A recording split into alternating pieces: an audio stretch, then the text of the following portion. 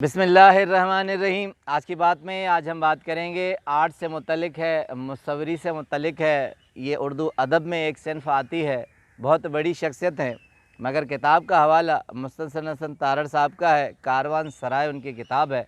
Cactus से पौधे के नाम से उनका ये मज़मून है।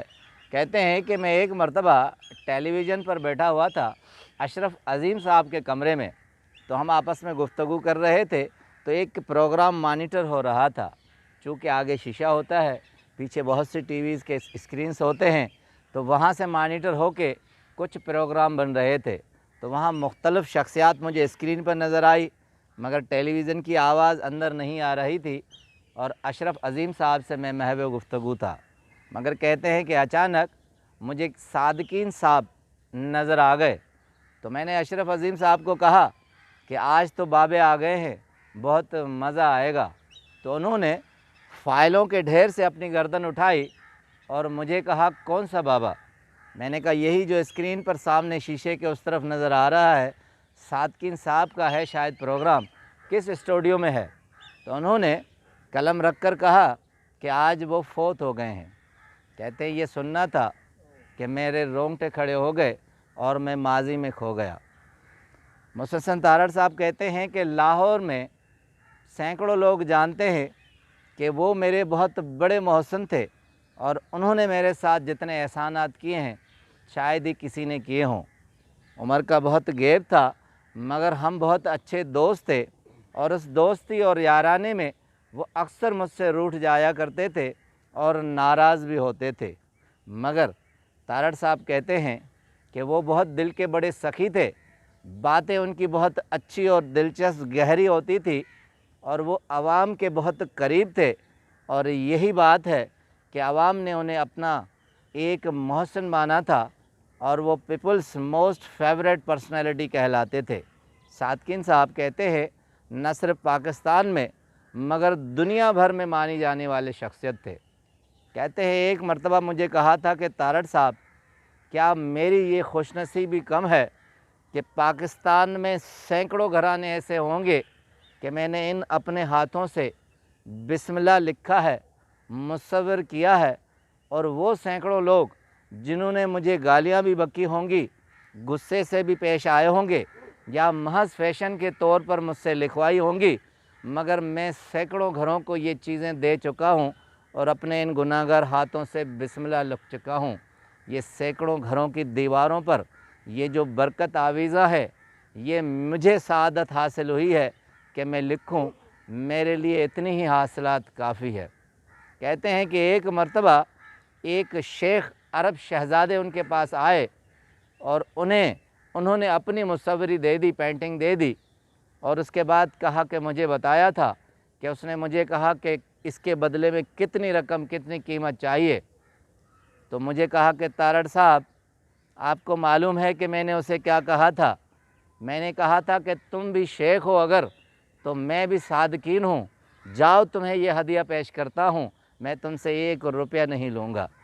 कहते हैं सादकीन साहब चाहे कभी मुफलसी में भी हों, कभी भी किससे मांग कर नहीं खाया करते थे, कभी भी सवाल नहीं किया करते थे। एक मरतबा कहते हैं हम बैठे थे तो वो मुसव्वरी कर रहे थे, तो मैंने कहा कि हम जाट हैं। तो उन्होंने गर्दन उठाकर कहा और हल्की सी मुस्कुराहट के साथ कि जाट तो मेरे वालिद साहब के मज़ारे होते थे। अब कहते हैं कि मैं खिलखिला उठा, अब समझ में नहीं आया।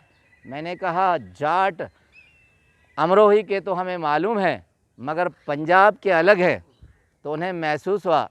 कहा तारड़ साहब, आपने माइंड तो नहीं किया? तो मैंने कहा कि नहीं।